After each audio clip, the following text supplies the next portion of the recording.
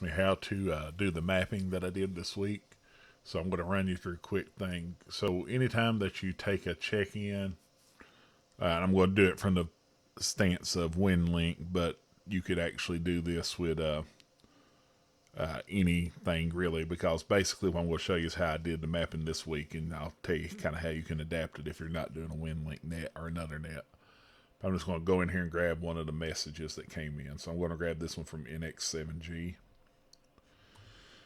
All right, when you use the form, if you pay attention down here at the bottom, there is a tab delimited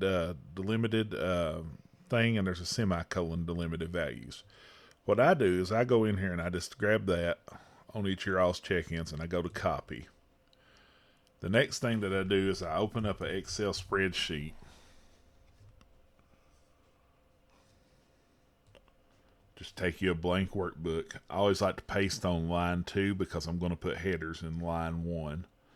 And I just paste. And then I'm going to name these whatever I want them to be. So this is date time. This is always, there's always 2. There's the station that's sending and who is the amateur. And then I always make this one call.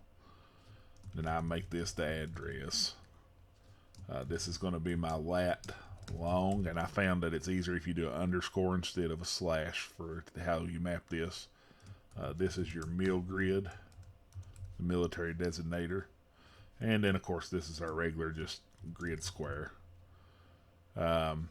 This is what 3 words. If you don't know what 3 words is, I say you should look it up. It's a new mapping technology that with 3 words you can just tell somebody and it'll pinpoint you down to the address of their house. This is service. You can, even though you're taking all these in, you don't have to use them for mapping. And then this is the mode, or what I call the mode. And then here, this would be any answers that somebody may have gave for if you asked a question. But, you know, basically whatever you want. Just make a Excel spreadsheet. Now, I'm showing you from WinLink, but you could do this same thing with anything that you pull from ADF. But you're just going to make a spreadsheet, basically. All right, once you got the spreadsheet saved, you're just going to do File, just do Save As. You can put it anywhere you want to. I'm going to put it here on my personal OneDrive, and I'm just going to do it Demo. That's what I'm going to name it.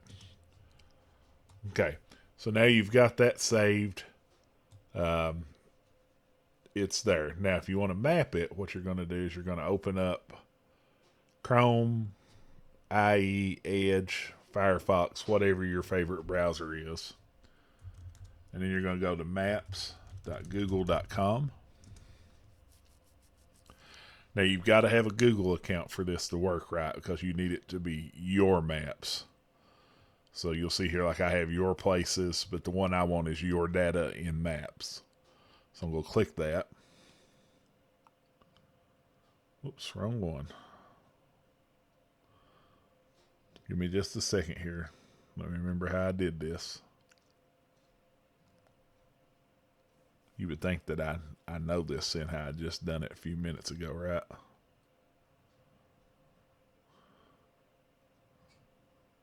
Okay. Yeah, okay, that's what it is. So let me start this part over. So you're going to come up once you get here. If you've got a Google account, you're going to sign in. You're going to go to your places. And then you're going to go to maps. Okay, now I'm going to start a new map. So I'm going to hit create map. It's going to come over here. And I've got an untitled layer. So now I've got to import my Excel spreadsheet. So I'm just going to import. And it can be an Excel spreadsheet. It could be a KML, which is a map file, or GPX, which is a map file.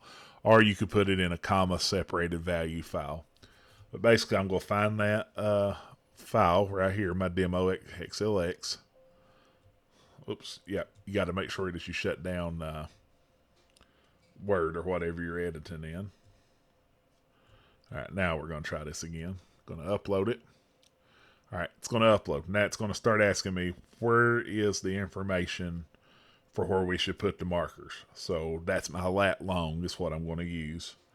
And I want to choose it, and I'm telling it it's latitude. This is the first part. Longitude is the second part.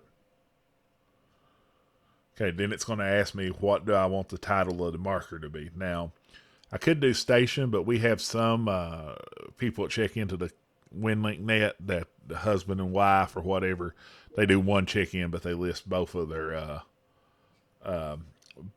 selves. So I'm going to check call. Then I'm going to hit finish. You'll see over here it's loading. All right, now it zoomed in because we just got the one thing, but you see NX7G here. And if I pop in on him, there's all my details about what he did. Now I can come in here and I can actually click this, double click it. I can rename it. So let's just say I want to rename that layer to demo. Or like I did, I've got a P2P layer and then I've got the RMS gateway layer.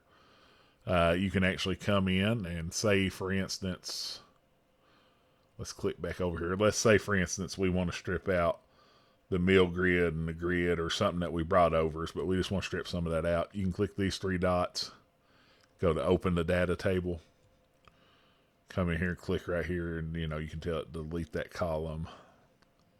It'll going to confirm that you want to delete it.